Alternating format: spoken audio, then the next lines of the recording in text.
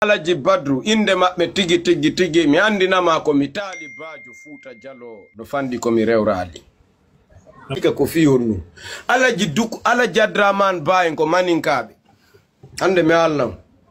Alaji Badru Labaye Labe ko maninkaɓe mi wondiri kala ko mi ɗaɓɓata mi wondiri Qur'anun Karimun ko billahi wallahi tallahi ko maninkaɓe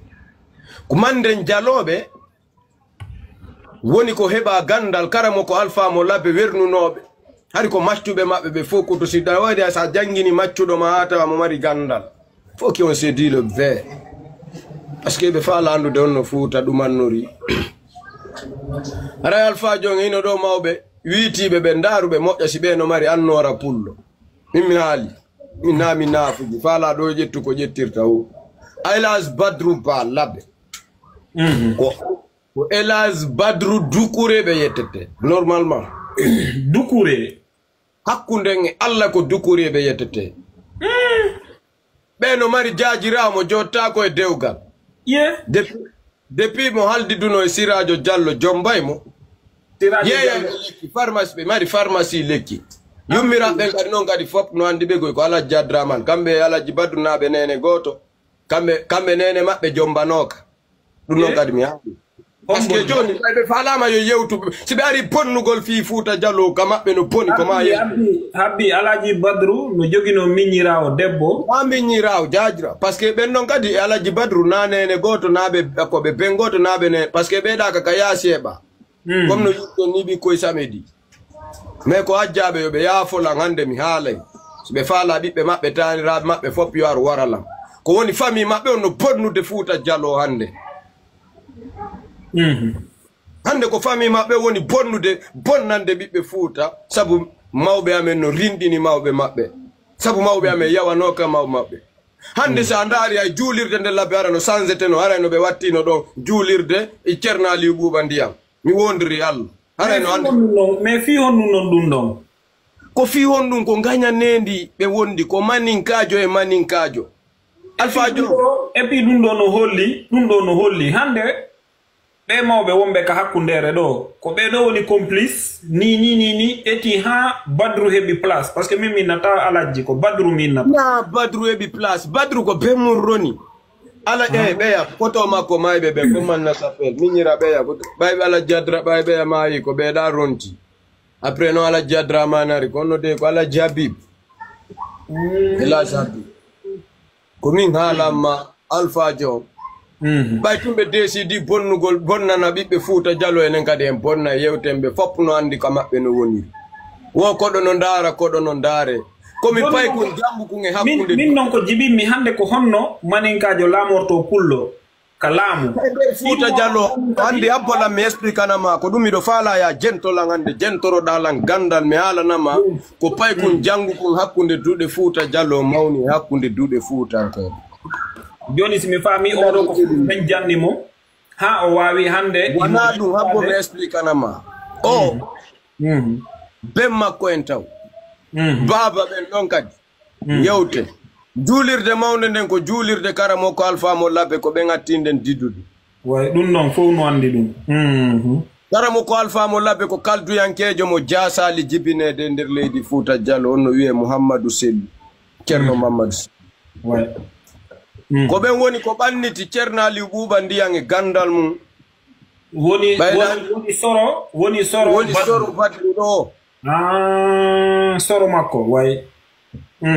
yoni non baybe bannitama e gandal be rindina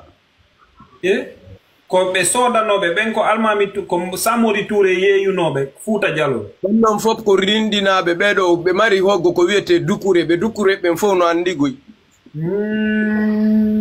ko moni yalde do naalugol fi ala no weli parce que se ndari en tawi joni wawi maninkajo falama kadi innude pullo Fuuta julnata e juulirde comme yewte ngonno Fuuta Jallo jowdori mene mede ngandi ay miñirawo be mo Sirajo Jallo falano jombude nder leydi labbi ha hande o jombaka hande be wona le dewgal be hajjoyi dum ko hombo jaaja o jaaja Badru gorejo makko isko ko soit ke gore makko ma jaaja makko wo kanko sina Sirajo Jallo jombetaji ha ni o jombaka ha joni a jaɓɓe ko pharmacie lekkele yeyata e nder leydi labe ko histoire mo labe ka fo wani andi joni dukureɓe falama men sonjude e nder leydi labbe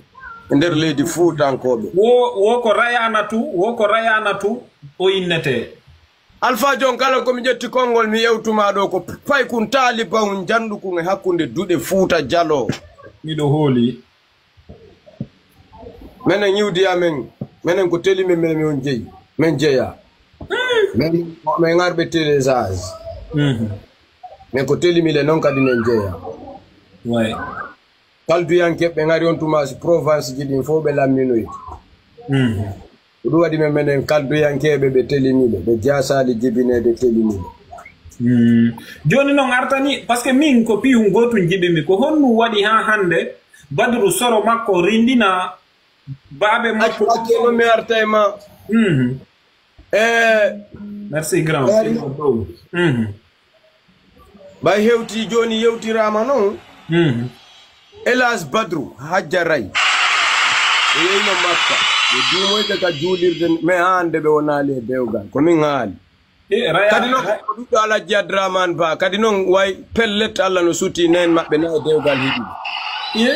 homboni Badru na Badru ɓeɓe woni yewtude ɗo ko ɓiɗɗo kadi noon Alaji Abdourahmane Ba kamɓe Badru koɓe bengoto andi joni ko fof kemi miɗo faala joni yo piiji ɗin fof yaltuno haaliyewten hey ɗum ɗo muusi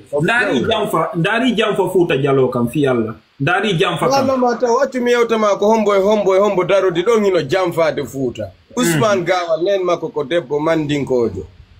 ayi Alaji Badru en ɗo ko mandinkoɓe o rindinaɓe ɗiɗo andi menen ngari menen mede marno runde amen den fof ko Jallo yettete